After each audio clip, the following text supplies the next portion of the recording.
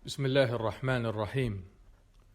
Möhtərəm müsəlmanlar, insanın gözü onun qəlbinin ən böyük qapısı hesab olunur. Gözü qorumaq, qəlbi də qorumaqdır. Gözü qorumamaq isə qəlbin xarab olması anlamındadır. Baxmaq və nəzər salmaq şeytanın oxlarından biridir. Kim gözlərini qorumazsa, onu başlı başına buraxarsa, haramlara nəzər salarsa, qəlbi xarab olar. Çünki fəsadın, günahın əvvəli baxmaqdan başlayır. İlk öncə insan baxır, sonra düşünür və fikirləşir, sonra istəyir, sonra da haram işlər görür və pozğunluq edir. Gözlərini qoruyanlar yüksək əxlaqi keyfiyyətlərə malik və təmiz şəxslərdir. Mömin kişi naməhrəm qadınlara baxmamalıdır, həmçinin mömin qadın da naməhrəm kişilərə nəzər salmamalıdır. Uca Allah Quran-ı Kərimdə Ən-Nur surəsinin 30-cu ayəsində buyurur ki: "Qul lil-mu'minina yaghuddu min absarihim və yahfazu furucahum, zalika azka lahum." İnnallaha xabirun bima yasnaun. Mömin kişilərə de ki, harama baxmayıb gözlərini aşağı diksinlər və cinsiyyət üzvlərini zinadan qorusunlar. Bu, onlar üçün daha təmiz olar. Şübhəsiz ki, Allah onların nə etdiklərindən xəbərdardır.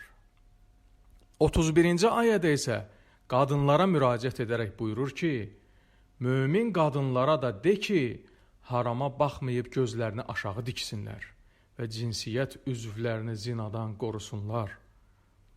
İmam Əhmədin Musnəd əsərində Ubadə ibn Samit radiyallahu anhudan nəql olunan hədisdə Peyğəmbər sallallahu aleyhi və səlləm demişdir: "Özünüzdəki 6 şeyə mənə zəmanət verin, mən də sizin cənnətə girmənizə zəmanət verim." Danışarkən doğru danışın, yəni yalan danışmayın. Vəd verdikdə onu yerinə yetirin. Əmanət verildikdə onu sahibinə verin, yəni əmanətə xəyanət eləməyin.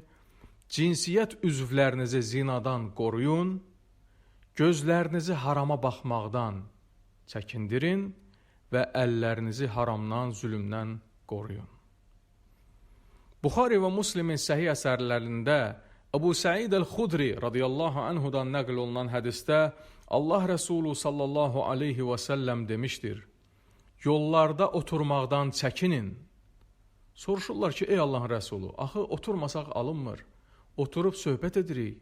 Peyğəmbər sallallahu aleyhi və səlləm də buyurur ki, əgər oturmuş olsanız, onda yolun haqqını verin. Soruşurlar ki, yolun haqqı nədir? Ey Allahın Rəsulü, buyurur ki, gözləri qorumaq, yəni harama baxmamaq, əziyyət verici şeyi aradan qaldırmaq, salama cavab vermək, yaxşı işlərə dəvət etmək və pis işlərdən çəkindirmək. Ümumiyyətlə, bu xüsusda çoxsaylı hədislər vardır. Bir çox hədislərdə gözləri haramdan qorumaq əmr olunur. Xüsusən də günümüzdə bu məsələyə xüsusi diqqət yetirmək lazımdır. Çünki elə bir dövrdə yaşayırıq ki, hər yerdə haramlar və fəsad tuğyan edir. Haramlar az qala göydən yağış kimi yağır. Ələlxüsusda televiziya kanalları, mobil telefonlar və sosial şəbəkələr vasitəsilə bu haramlar daha tez və daha çox yayılmaqdadır. İnsanların əllərində və ciblərində daşıdıqları smartfonlar, ağıllı telefon adlandırılan cihazlar vasitəsilə haram şəkillərə, videoroliklərə asanlıqla baxa bilirlər. Adam oturub haram videoroliklərə baxmaqla həm günahlarını artırır, həm də qəlbini xarab edir. Ona görə də günümüzdə gözləri haramdan qorumağa daha çox ehtiyacımız var. Bu barədə hər zaman bir-birimizi xatırlatmalıyıq. İnsanın öz gözlərini haramdan qorumasının isə çox böyük müsbət təsirləri vardır. Bu xüsusda böyük İslam alimi İbn-i-Qayyim el-Cəvziyyə rahiməhullah Əl-Cavab-ül-Kafi əsərində bu mövzuya toxunaraq gözləri haramdan qorumağın fayda və səmərələrindən söhbət açır. Və deyir ki, gözləri haramdan qorumağın bir çox faydaları var. Onlardan birincisi odur ki, harama baxmamaq uca Allahın əmrini yerinə yetirməkdir. Uca Allah bunu əmr edib ki, gözlərinizi haramdan qoruyun. Allahın əmrlərini yerinə yetirmək isə insanı həm bu dünyada, həm də axirətdə xoşbəxt edir. Dünya və axirətdə bədbəxt olmaq isə Allahın əmrlərinə qarşı çıxmaqla baş verir. İkinci fayda, harama baxmadıqda insan özünü şeytanın zəhərli oxlarından qorumuş olur. Hansı ki, çox vaxt insanlar məhz həmin oxlar vasitəsilə həlak olurlar. Üçüncü fayda odur ki, insan harama baxmadıqda uca Allaha daha çox bağlanır, Allaha yönəlir. Harama baxdıqda isə insanın qəlbi fərqli istiqamətlərə doğru yönəlir və Allahdan uzaqlaşır. Ümumiyyətlə, qəlbi xarab edən əməllərin başında baxmaq gəlir. Harama baxan insan öz Rəbbindən uzaqlaşır. Dördüncü fayda odur ki, harama baxmayan insanın qəlbi rahatlaşır və sevinc içərisində olur. Harama baxan insanın isə qəlbi zəifləyir və narahat olur. Harama baxmadıqda, gözünü haramdan çəkdikdə, insan imanın şirinliyini dadmış olur. Beşinci fayda odur ki, harama baxmamaq insanın qəlbini nurlandırır. Harama baxan adamın qəlbini isə zülmətlər bürüyür. Məhz buna görə də uca Allah gözləri haramdan qorumaqla bağlı ayələri Nur surəsində buyurur və məhz o ayələrdən sonra nuru qeyd edir. Ayəyə fikir verin, mömin kişilərə de ki, harama baxmayıb gözlərini aşağı diksinlər və cinsiyyət üzvlərini zinadan qorusunlar, bu onlar üçün daha təmiz olar. Sonra 35-ci ayədə də buyurur ki, Allah göylərin və yerin nurudur. Onun möminlərin qəlbində olan nuru içində çıraq olan bir taxtçaya bənzəyir. Yəni, mömin olan kəs uca Allahın əmrlərini yerinə yetirib, qadağalarından çəkindikdə onun qəlbi nurlanır. Qəlb nurlandıqda isə müxtəlif xeyirlər ona tərəf gəlir. Qəlbi zülmət bürüdükdə isə qara və şər buludlar onun qəlbini hər tərəfdən əhatəyə alır. Bundan sonra da insan haram və günah işlərə yönəlir. Onları sevməyə başlayır, yolunu azır və bədbəxtlərdən olur. Bunların olmaması üçün isə qəlbdə nur olmalıdır. Həmin nur olmasa, qəlbin sahibi kör olur, haqqı görə bilmir. Altıncı fayda odur ki, harama baxmayan insanın bəsirəti açılır və o, haqqı batildən, yalanı doğrudan ayıra bilir. Şüca el-Kirmani rahimehullah deyir ki, kim zahirini sünnəyə uyğun edərsə, batinini də nəzarətdə saxlayarsa, gözlərini haramdan qoruyarsa, nəfsini şübhəli məsələlərdən uzaqlaşdırarsa, halal qida qəbul edərsə, həmin adam uzaq görən, qorxmaz və cəsarətli olar. Çünki uca Allah insanı əməllərinə uyğun şəkildə mükafatlandırır. Kim Allah üçün bir şeyi tərk edərsə, Allah ondan daha xeyirlisini ona nəsib edər. Allah üçün bir adam gözünü haramlardan çəkdikdə, Allah bunun əvəzində onun bəsirətini açar, ona elm, mərifət, hikmət və iman qapısını açar. Harama baxdıqda isə nə baş verir? İnsanın qəlbi körlaşır, haqdan uzaqlaşır və sanki sərxoş bir hala düşür.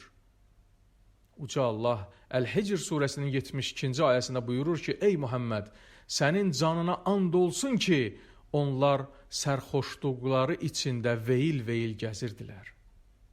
İnsan naməhrəmə, açıq-saçıq şəkil və videolara baxdıqda, onun ağlı sərxoş hala düşür və bəsirət gözü bağlanır və o yolunu azır.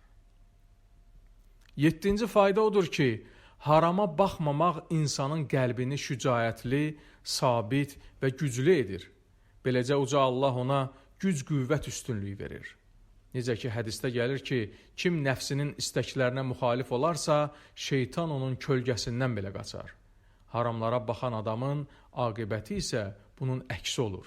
İnsan öz nəfsinə tabe olub alçalır və zəlil duruma düşür. 8-ci fayda odur ki, harama baxmayan insan şeytanın onun qəlbinə daxil olmasına qadağa qoyur. Çünki şeytan harama baxmaqla insanın qəlbinə nüfuz edə bilir. Nüfuz etdikdən sonra baxdığı adamı onun gözündə bəziyib gözəlləşdirir. Hətta elə bir hala gətirir ki, insanın qəlbi ona büt kimi ibadət edir. Daha sonra ona vədlər verərək qəlbində şəhvət odunu alovlandırır, sonra da günah odunlarını onun üzərinə atıb alovu gücləndirir. Beləcə, insanın qəlbi od-alov içərisində yanmağa başlayır. Sonda o, öz şəhvətinin köləsinə çevrilir. Şəhvətinin köləsinə çevrilən insanları isə uca Allah cəhənnəm əzabından öncə səhih hədisdə gəldiyi kimi qəbr əzabında, təndirdə yanmaqla cəzalandıracaq. 9-cu fayda ondan ibarətdir ki, insan harama baxmadıqda onun qəlbi öz işləri ilə məşğul olur. Harama baxan adam isə öz işlərini unudur və gedib nəfsinin istəklərinə tabe olur. Allahı zikr etmək isə yadına düşmür. Belə adamdan uzaq durmaq lazımdır.